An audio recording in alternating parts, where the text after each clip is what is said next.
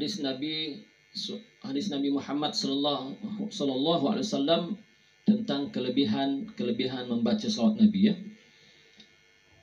Okey, sebenarnya tuan-tuan dan puan-puan sekalian, para hadirin yang dikasihi sekalian, selawat pada Nabi Muhammad sallallahu alaihi wasallam adalah merupakan ibadah yang mulia dan terpuji.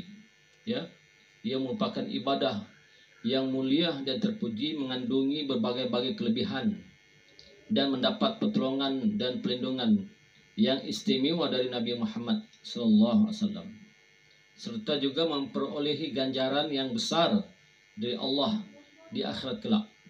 Di antara kelebihan membaca selawat ke atas Nabi Muhammad sallallahu alaihi wasallam ada satu hadis yang diriwayatkan oleh Imam Tabarani ya. Kata hadis ini, saya bacakan maksudnya: barang siapa yang berselawat kepadaku dan barang siapa yang berselawat kepadaku pada waktu pagi 10 kali dan pada waktu petang 10 kali, ia akan memperolehi syafaatku pada hari kiamat. Saya ulang lagi: barang siapa yang berselawat kepadaku pada waktu pagi 10 kali dan pada waktu petang 10 kali, ia akan memperolehi syafaatku pada hari kiamat kelak. Hadis sahih riwayat Imam Tabarani.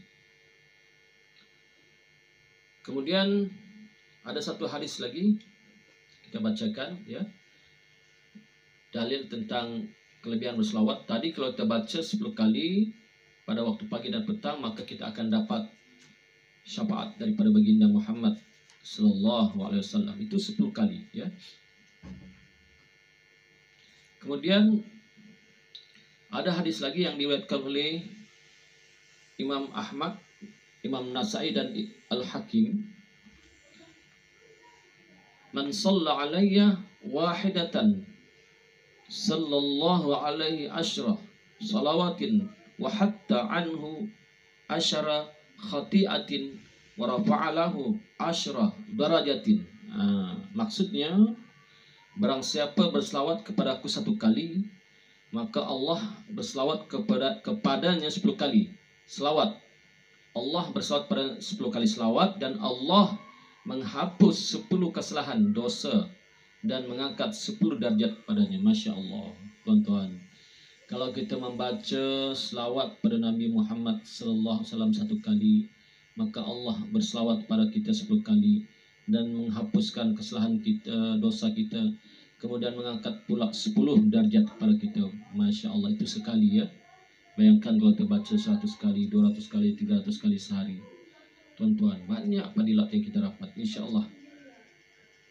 Apalagi sekarang ini di zaman banyaknya fitnah akhir zaman ya, yang dikatakan musibatu fiddin, musibah yang ditimpakan kepada agama ini di akhir zaman ini. Kalau kita pandang kiri dan kanan, kalau kita lihat perkembangan dunia hari ini, umat Islam dibantai, umat Islam dibunuh, dihina, dipukul oleh orang-orang kafir, orang-orang yang anti kepada Islam ini ya, yang berlaku di akhir zaman, seperti di negara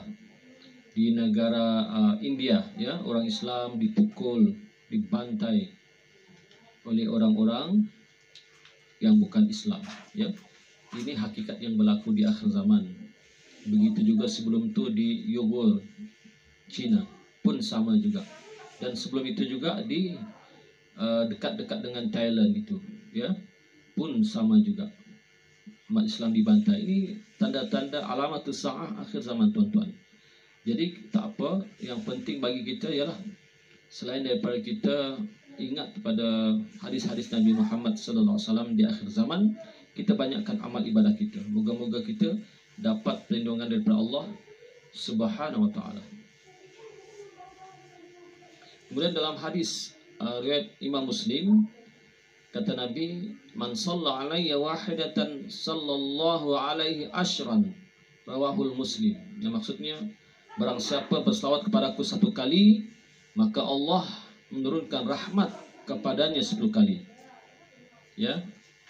Kemudian hadis yang lain lagi kata Nabi, hadis daripada riwayat Imam Tirmizi, dia kata raghiba anfu rajulin sukirtu indahu falam yusalli alayya, rawahu Tirmizi. Apa maksudnya? Hinalah hidung orang yang ketika disebutkan namaku tidak membaca selawat kepadaku. Ini pun satu masalah tuan-tuan ya. Yaitu apa masalahnya? Yaitu apabila kita mendengar orang sebut nama baginda Nabi Muhammad sallallahu alaihi wasallam, maka kita haruslah membaca selawat ya. Disunatkan kita membaca selawat ketika kita mendengar orang menyebut nama baginda Nabi Muhammad sallallahu alaihi wasallam. Kerana orang yang hina itu ialah orang yang tidak membaca selawat ke atas baginda tatkala dibacakan nama baginda ya. Kemudian ada satu hadis lagi, hadis riwayat Imam Tirmizi yang berbunyi al-bakhilu man dzukirtu indahu falam yusalli alayya. Ya, saya ulang lagi ya. Al-bakhilu man dzukirtu indahu falam yusalli alayya. Maknanya orang yang bakhil ialah yang disebut namaku kepadanya lalu ia tidak mahu berselawat kepadaku. Ini adalah orang yang bakhil. Tanda-tanda orang yang bakhil. Bakhil ni artinya kedekut ya.